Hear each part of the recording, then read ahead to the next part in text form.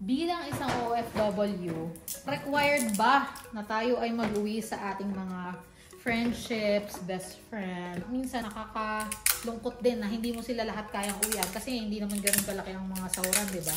Hello! Before we start our video today, gusto lang namin magpasalamat sa Very Generous na nagbigay sa atin ng treadmill. Napansin niya tayo na nagbigay na tayo ng weight kaya ito. Maraming salamat po, na-appreciate namin ang inyong gift para sa aming housewarming. Buksan na natin, guys. So, ganito kasi guys, walking pad siya.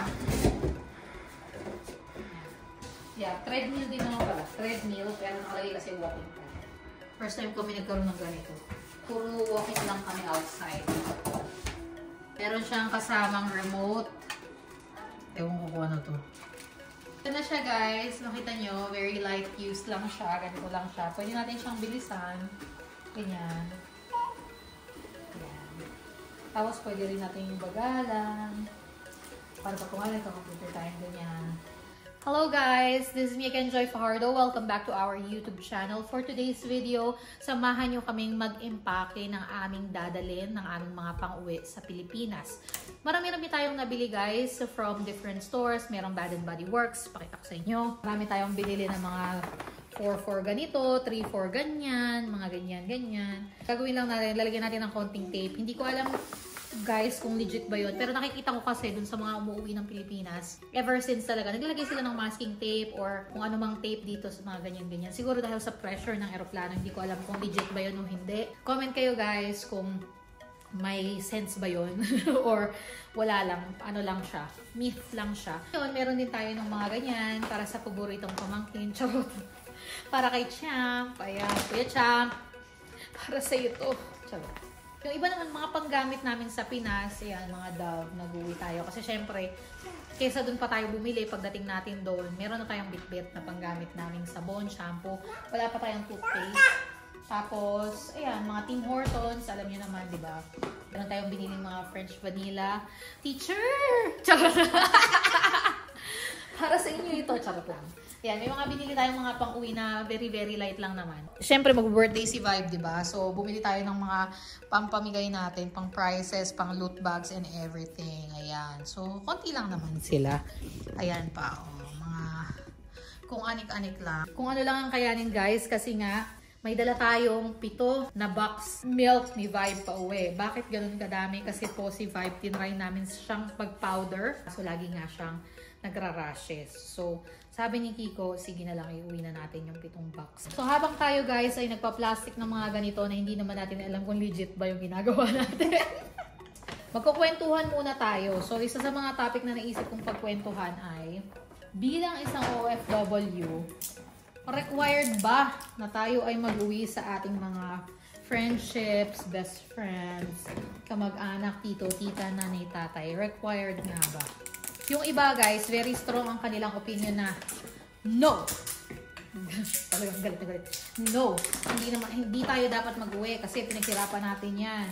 It's a hard-earned money. Pero po, sa akin din naman opinion, bilang katulad ko, 5 years ako hindi nakauwi ng Pilipinas, nakakatuwang magbigay. So, I feel na it's not required, but sa side ng mga OFW katulad ko, nakaka-excite din na umuwi at meron kang konting may pamimigay sa kung sino lang naman ang aabutan. Hindi naman lahat, diba?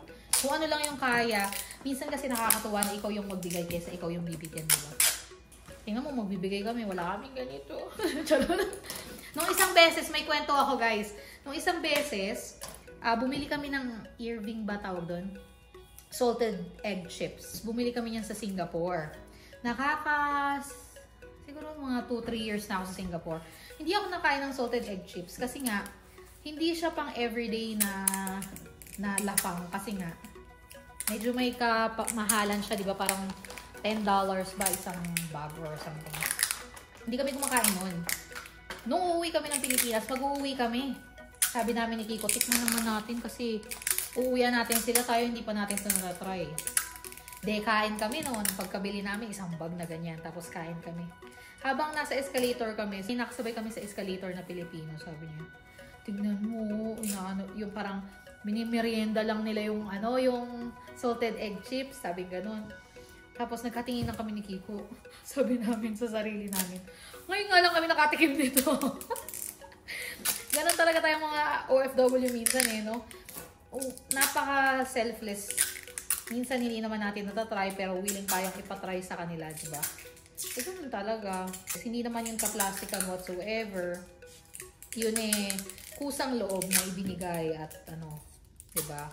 So, kaya, hindi po ka-etsyusan yun. So, yung mga nagbibigay sa inyo ng mga OFW, kahit na lang cup noodles yan, diba? Maging thankful kasi sa sobrang dami, katulad ko po, 13 ang tita ko sa side ng daddy ko. Sa mami ko, 9 silang magkakapatid. Minsan, nakakalungkot din na hindi mo sila lahat kayang uwian kasi hindi naman ganun kalaki ang mga sahuran, diba?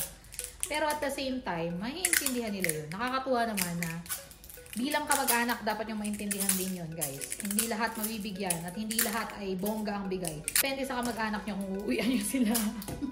At saka syempre, priority natin, yung mga talagang nagpalaki sa atin at nagbigay sa atin ng lahat-lahat sa pangangailangan natin sa pang-araw-araw. Minsan kasi ang makakalungkot, yung mga, hindi man nakakalungkot, yung mga nagpalaki sa atin, sila yung, ay nako, huwag niyo na akong intindihin. Okay lang kami, huwag mong ganyan.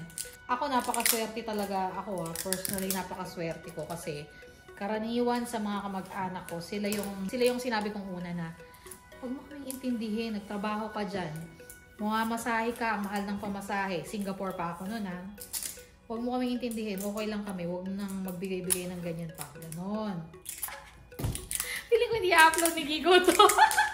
Tapusin na natin tong vlog na to kasi wala nang natira. Lahat po ay kinat na ni Kiko. Si Kiko po kasi ay napaka mabuting kalooban at napaka sensitive niya sa mga ganyan. So pagka feeling niya, ay baka akalain ni ganito para to sa kanya or baka akala ni ganito, baka mahiya na yun magsabi sa'yo, sige ka, ganun siya. Napakabait po kasi ni Kiko, sensitive yan siya. Bali po, in-online selling po namin talaga ito mga. Doon po sa nag-mine, pinapak na po namin ang inyong orders, padating na po sila. Nagpunta po kami ng clinic kasi nga si Kiko masakit ang kanyang ulo. So far, everything's good. Sabi naman ng doktor niya ay nothing urgent.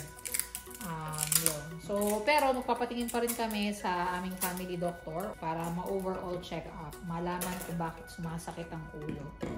Parang migraine yata yung kanya. Hi everyone! Ayan, so gabi na nga. Medyo na-busy tayo sa pagbabalot natin ng ating mga pang-uwi. So yung kanina naman guys ay kwentuhan lamang yun. So just to open up a topic na alam ko naman na interesting din para sa inyo. So let us know how you feel about the topic and yun lang. So again, maraming salamat sa pagsama nyo sa amin guys and have a good night. We'll see you on the next video.